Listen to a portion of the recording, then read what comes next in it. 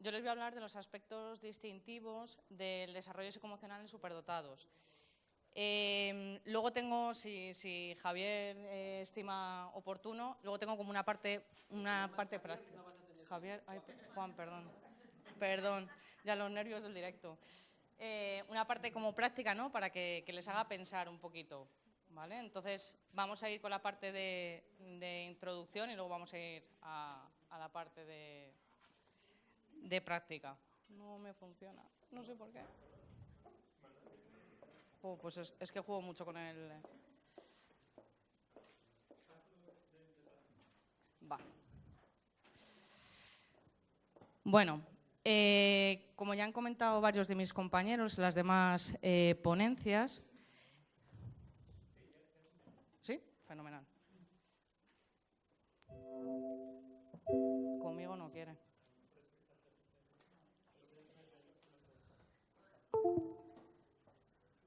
Bueno, como ya han comentado compañeros de las otras ponencias, el desarrollo emocional junto con el desarrollo intelectual es muy importante para que, como tenía puesto en la foto, para que haya una buena conexión, ¿no? En cuanto a la relación para con los demás y en cuanto al desarrollo psicoafectivo de los niños superdotados y adolescentes. Entonces, el desarrollo psicoemocional en las personas superdotadas o en las personas en general es importante porque a partir de ahí se crea el autoconcepto, ¿no? La valoración de sí mismos, cómo se relacionan para con los demás, etcétera, etcétera. Entonces, si tenemos en cuenta todo lo que han dicho mis compañeros, ¿no? Y en cuanto a la superdotación, que tiene una serie de características determinadas, sobre todo en el desarrollo emocional, tendremos que tener más atención con respecto a este tipo de población. No sé si funciona... Ah, mira, sí, ahora sí, fenomenal. Vale, entonces, como les decía, ¿no? Entonces, la integración tanto del desarrollo intelectual como del desarrollo emocional es igual de importante, o incluso para mí más la emocional, para tener una buena conexión. Bueno, la superdotación intelectual, como ya han comentado mis compañeros, es un CI igual o encima de 130, que tenga una alta creatividad y que tenga unos rasgos de personalidad, vamos a decir, determinados. Esto no significa que todos los superdotados sean iguales, pero sí que es verdad que hay una serie de rasgos que se manifiestan en la mayoría de ellos. Ese CI tiene consigo unas características cognitivas, ¿no? Que pueden ser desde una facilidad y velocidad de procesamiento, como decía la doctora Pérez, desde una excelente memoria o una versatilidad, es decir, hacer muchas cosas. La creatividad y los rasgos de personalidad también se manifiestan de una determinada manera. Son muy perfeccionistas, muy persistentes, por ejemplo, tienen un marcado sentido de la justicia y de la equidad, y nosotros nos vamos a centrar sobre todo en esa característica, que es la gran intensidad y la sensibilidad emocional que tienen este tipo de personas. Hay unos autores que para mí son muy importantes en el estudio del desarrollo psicoemocional, que son Dabrowski y Pejonsky, Terrasier y Silverman, que tuvieron la suerte de verla el año pasado. La teoría de desintegración positiva lo que dice es que los niños superdotados y adolescentes superdotados tienen una gran intensidad y rapidez a la hora de adquirir los conocimientos, los sentimientos, los pensamientos, y tienen una gran sensibilidad, generalmente a estímulos que son externos. Esta sensibilidad especial forma parte de su personalidad, va intrínseca a ellos. El desarrollo óptimo para Dabrowski es cuando una persona empieza a dudar sobre la existencia, sobre los problemas, sobre la sensibilidad para con los demás, y ahí es muchas veces cuando viene una persona superdotada a consulta y te dice: es que tengo dudas existenciales, no sé qué me pasa, estoy raro. No, ahí empieza, según Dabrowski, una ruptura con la realidad a través de esa sobreexcitabilidad, lo que él llama el potencial de desarrollo, ¿vale? La sobreexcitabilidad es una tendencia innata a responder con diversos niveles de intensidad, diferentes formas de estímulo, tanto internos como externos, como decíamos.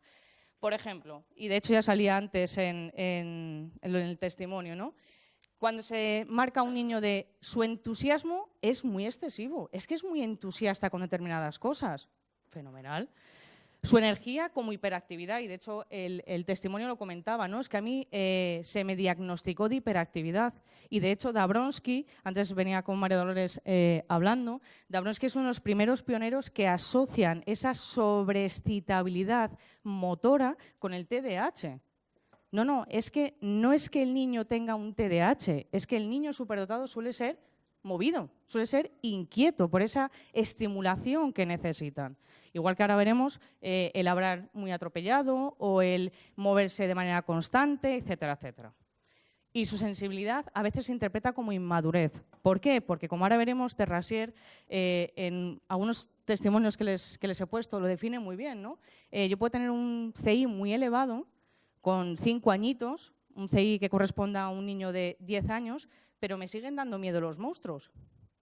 ¿Cómo puede ser eso? Y eso llama mucho la atención, ¿vale? Y eso es así, ¿no? Su sensibilidad como inmadurez. Ya, pero es que a lo mejor su monstruo es un monstruo que para nosotros es la cosa más sencilla del mundo y para él es terrorífico, ¿vale?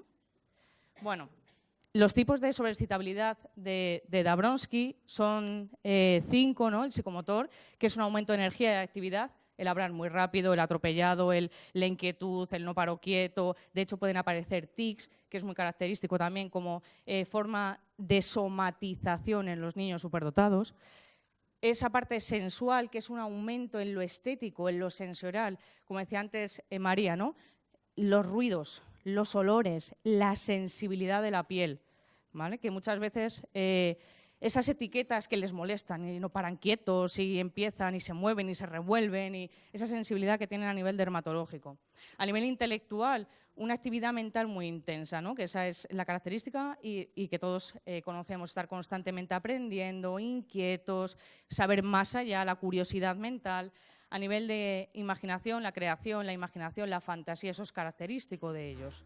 Y la parte emocional, el expresar y el sentir emociones de manera intensa, que muchas veces puede generar dificultades o expresiones somáticas, que por ahí viene mi tesis, a través, por ejemplo, de la piel o de dolores de tripa o de disfagias o de distintas manifestaciones somáticas.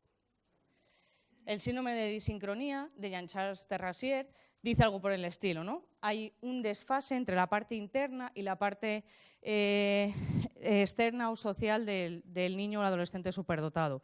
Esas dificultades, esas disincronías, van a poder suponer una serie de dificultades. A nivel de inteligencia y psicomotricidad suele haber un desfase en cuanto a, por ejemplo, que suelen leer antes que escribir. De hecho, la grafía de los niños chicos es muy característica porque te pueden empezar a leer, pero luego hacen la letra muy mal y dicen, pero ¿cómo pueden leer y tener una grafía que parece que no se entiende? ¿Vale? Eso también es característico desde el punto de vista de la disincronía de Terrasier.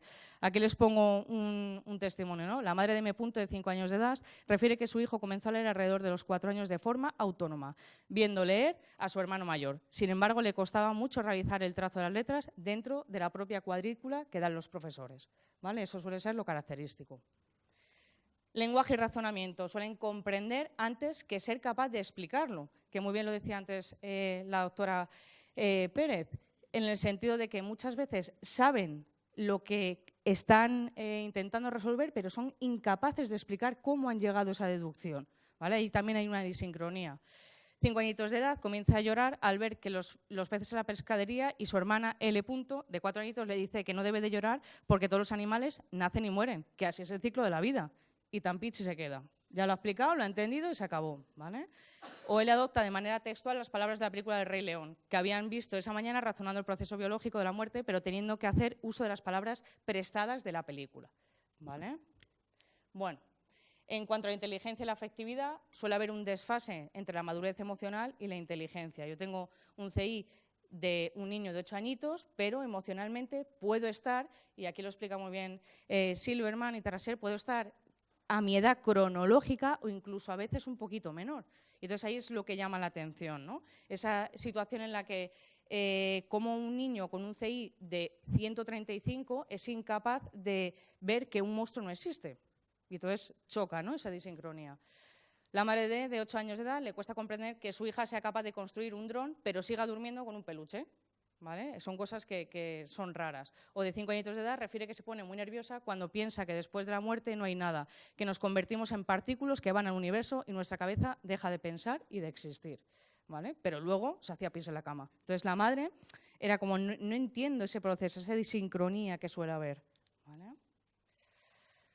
En cuanto a la escuela, el niño superdotado va de manera distinta a sus compañeros, ¿no? Tanto a nivel de aburrirse, como ya se ha comentado, o de trabajar por debajo muchas veces de sus posibilidades. Por ejemplo, los padres de C, de 8 añitos de edad, comentan que su hijo no quiere ir al colegio porque dice que todo lo que dan en clase él ya se lo sabe. Cada vez estoy más desmotivado y no quiero ir al cole porque me aburro, ¿vale? Creo que esto es algo característico y que todos conocemos, ¿no? Con respecto a la escuela. Con respecto a los iguales, pueden tener la misma edad cronológica, pero a nivel mental buscan personas más mayores que les estimulen, que tengan intereses o conversaciones similares a las de ellos. Tiene 6 añitos y medio de edad y está muy triste porque sus amigas no quieren hablar sobre los principios de la amistad y solo quieren jugar a las mamás con sus muñecas. Este caso es uno de los casos que les tengo puestos más adelante, que es muy característico porque esta niña con 6 añitos solo le interesaba la parte de las normas y de la justicia a nivel de la amistad. Entonces, claro, cuando se sentaba con sus amigas, empezaban, bueno, vamos a hacer los papeles, ¿no? Tú eres mamá, tú eres papá, yo soy tal. No, no, no, no. Aquí hay que poner un orden y aquí hay que poner una coherencia. Yo voy a poner las normas de cómo se reparten. Claro, las niñas se iban cada una por su lado, ¿vale? Era como la equidad y la justicia es uno de los ámbitos que están muy marcados para ellos, ¿vale? Bueno, los padres en muchas ocasiones se espera que se comporten lógicamente con niños de su edad cronológica. Entonces el desfase aparece cuando no tienen a su lado un niño que corresponde con esa edad cronológica, sino que corresponde con otra edad mental. Suelen tener preguntas inquietantes que en muchas ocasiones los padres pueden referir como que no están preparados o capacitados para responder esas preguntas. Y hay papás en consulta que eso les remueve. Les dicen, Ana, es que hay veces que me siento mal padre porque me hace unas preguntas que no sé cómo responderle y va a pensar que no estoy a la altura, ¿vale? Entonces, eso es otra de las disincronías que establece Terrasier. Bueno, hay veces que me hace preguntas que nunca me he planteado a mi edad y tengo miedo de que mi hijo piense que no estoy a su altura, ¿vale? Con respecto a la sincronía, Lisa Silverman, establece que hay una disincronía desde el punto de vista de habilidades intelectuales, la edad mental y de la edad cronológica, es decir, hay un desfase. Y además, Silverman añade esa intensidad emocional, esa sobreexcitabilidad. Es decir, que por un lado coge parte, por así decirlo, de Terrasier y por otro lado la parte de Dabrowski para hablar del tema de desarrollo psicoemocional en superdotados. Estos 3 autores, que para mí son los fundamentales en cuanto a la explicación del desarrollo psicoemocional particular de los superdotados, pueden llegar a plantear que puede haber ciertas vulnerabilidades. Estas vulnerabilidades podrían dar lugar a ciertas patologías, ¿vale? Hay autores que dicen que realmente no hay una vulnerabilidad mayor, es decir, que tienen la misma vulnerabilidad los niños superdotados que los que no lo son. Hay otros autores que te dicen, oiga, no, que es que tienen mayores estrategias porque tienen un CI superior. Entonces van a tener mayores estrategias, van a estar mejor adaptados y además en algunos de los estudios aparece que hay mayor resiliencia, es decir, tienen una mayor capacidad para adaptarse a situaciones determinadas. Y luego, por otro lado, hay autores que te dicen, sí, hay una mayor vulnerabilidad. Y esto puede dar lugar a situaciones como, por ejemplo, de disconfort, tensión, que les genere problemas de ansiedad, como ya veremos un poquito más adelante, conflictos existenciales, dificultades de ajuste social, descontrol emocional derivado de esa frustración que veíamos antes, dificultad de expresión de emociones, cuando muchas veces intentan imponer su criterio de acción, es decir, no, esto se tiene que realizar así, no, pero no es mejor hacerlo así, no, así, y muchas veces difieren, por ejemplo, con el profesorado y eso les pueden acarrear problemas. Incluso muchas veces los profesores en ese sentido tienen dificultades para reconocer que un niño chico me está intentando corregir, ¿no? No está intentando corregir, simplemente está informando de cómo él lo haría. Ahora quítale esa parte de idea a este niño chico, ¿vale? Y estrategias de afrontamiento, ¿no? El cómo afrontarse ante determinadas situaciones. Todo esto puede dar lugar a factores de vulnerabilidad o ansiedad, depresión o somatización, como veremos más adelante, ¿vale?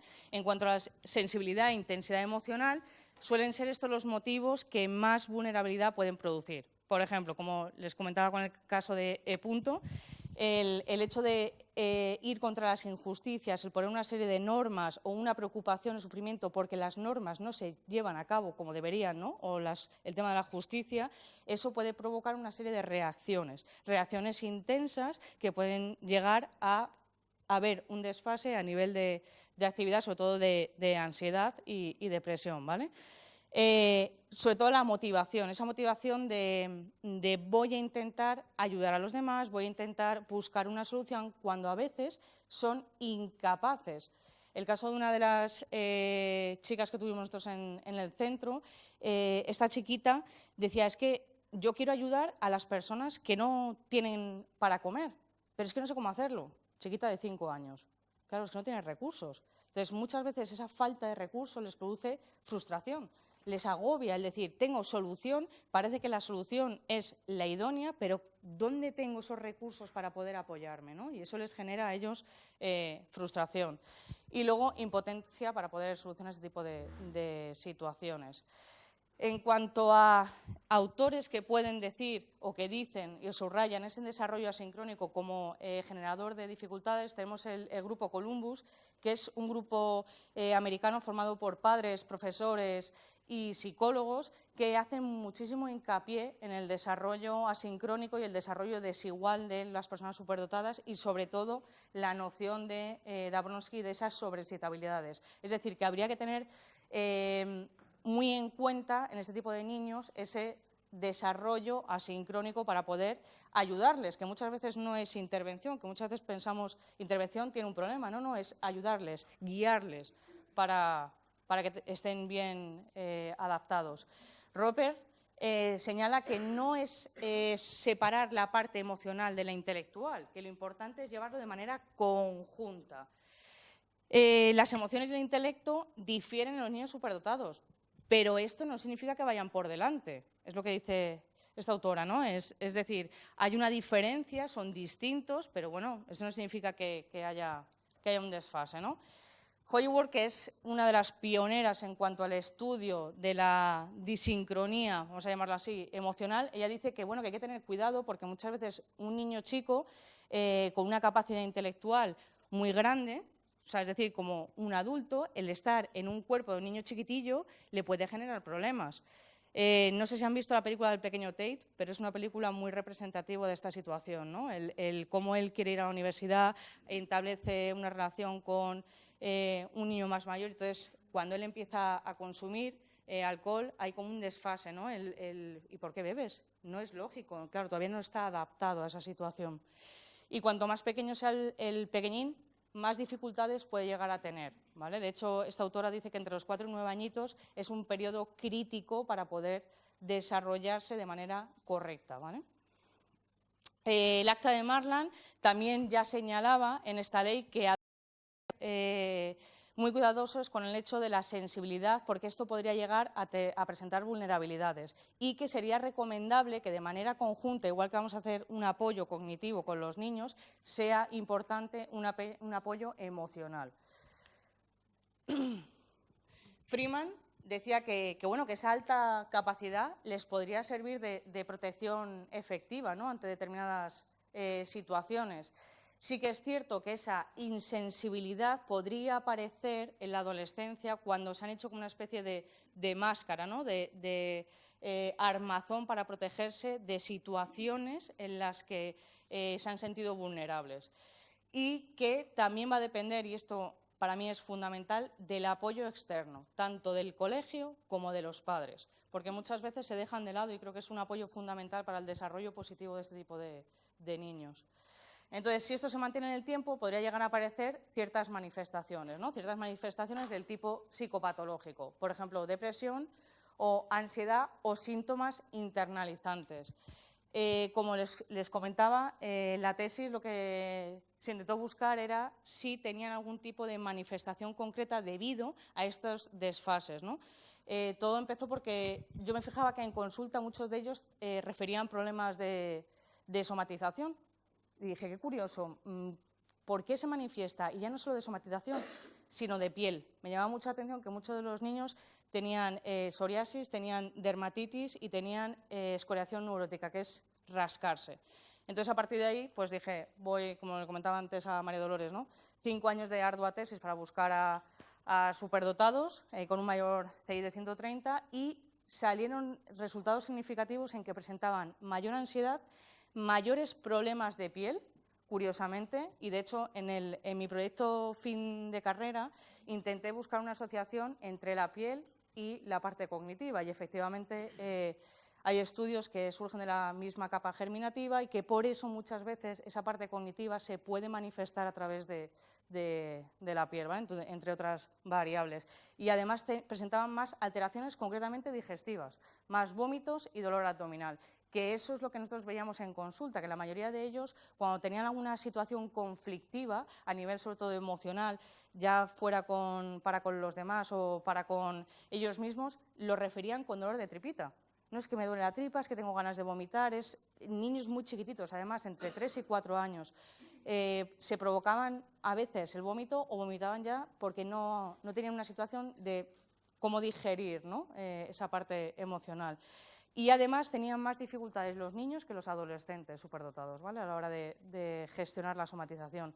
Y de manifestaciones dermatológicas también. Aparecían en niños superdotados en comparación con niños que no son superdotados, más manifestaciones dermatológicas, sobre todo por la escoriación de la piel. Esto no solo es debido a problemas emocionales y sociales, porque como comentábamos antes, sí que es verdad que está relacionado con ciertas características de personalidad que muchas veces se dejan de lado. Pero, por ejemplo, el perfeccionismo, la autoexigencia, la valoración, todo ello forma parte de un espectro neurótico, que es una de las cosas que ya señalaba Dabrowski. Decía, oiga, que estos sujetos tienen un tipo de personalidad determinado y ese tipo de personalidad le puede llevar a tener una serie de vulnerabilidades. Y, de hecho, esto es lo que intentamos demostrar con la tesis. Y, efectivamente, salió que ese tipo de personalidad asociada a las personas superdotadas les puede acarrear más dificultades. Esto no significa que sea determinante, pero sí que es verdad que van implícito una serie de características y que el desarrollo asincrónico justificaría mucho de los dilemas a los que se pueden enfrentar, así como que estas vulnerabilidades tienen que ser trabajadas desde la escuela y desde la familia. Es fundamental el desarrollo conjunto de la parte emocional con la parte cognitiva, porque muchas veces nos vamos a la parte cognitiva y dejamos de lado la parte emocional. Quería terminar con el lazo de unión de Escher, que para mí es el significado total de todo mi trabajo, ¿no? Ese lazo entre la parte cognitiva, la parte emocional y la parte de la somatización a través de la piel. Fenomenal. Pues entonces, si me permite llevar un poco más acelerada, bueno, para poder ver un poco la parte práctica. No sé si puedo hacer intervención. ¿Puedo? Fenomenal. Vale. Bueno, pues yo les he traído 4 casos que me llaman mucha atención para que nos hagan pensar un poquito, ¿no? Caso 1. Me llamo Marco, tengo 8 años. A los 5 años empecé a jugar al tenis en la pista que tenía en mi casa. En las asignaturas del cole soy un poco despistado, aunque voy sacando los exámenes como puedo. Entreno 3 horas día a día al tenis y mis papás me han dicho que tengo... Ahora lo vamos a discutir. Ahora me han llevado al psicólogo porque les han propuesto que entrene 5 horas al día y no saben qué hacer. De hecho, la doctora Pérez ya había ahí con la persona que bailaba, ya había ahí dicho un poquito de por dónde pueden ir los tiros, ¿no? Este es un caso real, ¿eh? Es totalmente real. ¿Qué harían ustedes si tuvieran un hijo así? ¿Le llevo al cole? ¿Le mantengo y le potencio esa parte de habilidad jugando al tenis? Es una decisión difícil como padres. De hecho, llega un punto de inflexión que se les pone en tela de juicio de decir, ¿qué hace? ¿Va al cole o va un profesor al cole a casa y entonces este niño puede seguir atendiendo a el deporte X del que era profesional? ¿Se lo han planteado alguna vez? Es un dilema, ¿eh? Esta situación. Vale, en este caso, ¿puedo que me respondan o...? ¿Sí? Fenomenal.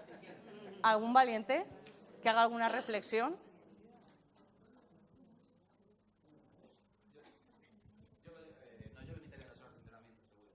le quitaría las horas de estar... Limitaría todas las tiempos de una barbaridad para niños tan pequeños y con el riesgo de entrar casi sin querer y por esa autoexigencia en ponerse el mismo metas excesivamente y también luego está la parte social de integración con los compañeros. Las ajustes que sacan el colegio, bueno, 3 horas de parece mucho, no pasaría. ¿Vale? ¿Alguna otra aportación? Sí. Sí. Decían los papás que él desde muy chiquitín cogió una guitarra, iba a decir, una raqueta, ¿vale? Y que siempre le ha gustado. Entonces, claro, ellos ya tuvieron la tesitura de decir, ¿realmente es porque le gusta o realmente es porque nosotros le hemos invitado, porque en su casa nadie jugaba al tenis, le hemos invitado a practicar el tenis porque tenía una pista de tenis en su casa? Entonces tuvieron ese dilema. Es que no sabían qué hacer, pero claro, el entrenador decía, ahora es el momento. Si no se potencia y se trabaja este tipo determinado, no va a llegar a ser nunca una figura. Ese era el problema. Y ellos, claro, tenían un dilema. 5 minutos, vale. Bueno, ahí lo dejo, paso a la pregunta. Bueno, realmente tenía un talento, ¿vale? Y a la larga le ha ido muy bien. Bueno, este es mi chico preferido, que es uno de los casos que para mí emocionalmente me remueve. Bueno, ¿qué pasa? Me llamo Carlitos y tengo 6 años. Con 4 añitos me llamaron al psicólogo porque tenía encopresis. ¿Encopresis? Me hago caca y ¿qué hace Ana hablando de un caso de encopresis en un seminario de superdotación? Bueno, después de la primera entrevista se decide evaluar su CI. ¿Y por qué decido evaluar el CI? Mamá, estoy haciendo con papá un supermural de cartulina para la clase de dinosaurios. Le va a encantar a la profe, se va a poner súper contenta. Él emocionado. No le ha gustado y me lo ha hecho repetir. Dice que ella solo pidió un dibujo delante de toda la clase. ¿Vale? Nunca le gustó nada de lo que hago. De hecho, este niño aprendió a leer de manera autónoma y se levantaba y empezaba, Pedro, Marcos, ¿qué hacía la profesora? Le cogía, le decía, que no pueden leer, que te he dicho que todavía no hemos aprendido a leer. Literalmente se hacía caca del susto que tenía encima. ¿Vale? Era un figura, de hecho, aprendió a sumar, a restar y le estamos enseñando a multiplicar. ¿Vale? Entonces, claro, ahí había una disincronía tremenda. ¿Vale? Y además, si no se facilita esa situación, pues peor todavía, ¿vale? Bueno, ya leía, sumaba y restaba con lápices. Y valora la comunidad que corresponda, X, vamos a dejarlo ahí. Entonces, empieza a valorar y ¿piensan que le dieron el diagnóstico de superdotación? No. ¿Por qué? Porque no sabía doblar un folio. Y este caso es real. ¿Vale? Le preguntó la orientadora y le dijo, aquí tienes un folio, dada tu creatividad, tienes que hacer lo que tú consideres. Y entonces él pues hizo un dinosaurio, lógicamente, a él le gustaban los dinosaurios y hizo un dinosaurio. Bueno, pues la orientadora lo que señaló era que ella había visto muchos niños superdotados y que todos los niños superdotados, cuando le daban un folio, hacía un bolso. Y esto es real, ¿eh? O sea, esta conversación, real. ¿Vale? De hecho, este caso se fue evolucionando y otra de las cosas que nos echaron para atrás era porque no sabía conjugar el verbo nevar con 7 añitos. Pero seguía sumando, restando, multiplicando y el niño actualmente está adaptado porque los padres son de estos padres que son cabezotas, que siguen, que ayudan, pero a nivel de la comunidad X, vamos, no entra en ningún programa de intervención y de apoyo. ¿Vale? Entonces yo creo que a nivel educativo es fundamental. Voy Juan, súper rápido. Vale. Caso 3, ¿no? Hola, me llamo María, tengo 6 añitos y medio y bueno, en el Peabody obtengo una puntuación muy alta, tengo una hermana melliza y vengo al psicólogo porque me comporto regular en clase. Le cuento a Ana que mis amigas no me entienden cuando intento hablar de lo que sufren los animales, los valores de la amistad o cuando hago de profesora. Este es el caso que les comentaba antes, ¿vale? Esa disincronía que tenía un aislamiento social tremendo. ¿Por qué? Porque, claro, las otras niñas querían jugar a papá y a mamás tan normales. No quiero ver unas reglas, unas normas o que me hables de la amistad. ¿Vale? Bueno, me voy a pasar rápido. Los padres no quieren pedir valoración de la comunidad correspondiente porque piensan que esto le puede perjudicar a la niña. Dan con una profesora y la profesora dice que, dado el diagnóstico que nosotros realizamos en el centro, no es el idóneo y que la niña tiene autismo o TDAH, ¿vale? Aquí está la sobreexcitabilidad de Dabrowski con el TDAH. De hecho, le ponen medicación y es una de las niñas de efectos secundarios rarísimos, porque de efecto de medicación, de pasar a tener 6 añitos, a los 20 días viene a consulta y me dice la madre, Ana, sal. Y me la veo con una minifalda, tacones anchos, toda pintada y con el pelo recogido. Es uno de los efectos secundarios rarísimos de la medicación del TDAH. Dice, no le he dicho que no se quitara nada porque quería que la vieras in situ cómo había evolucionado.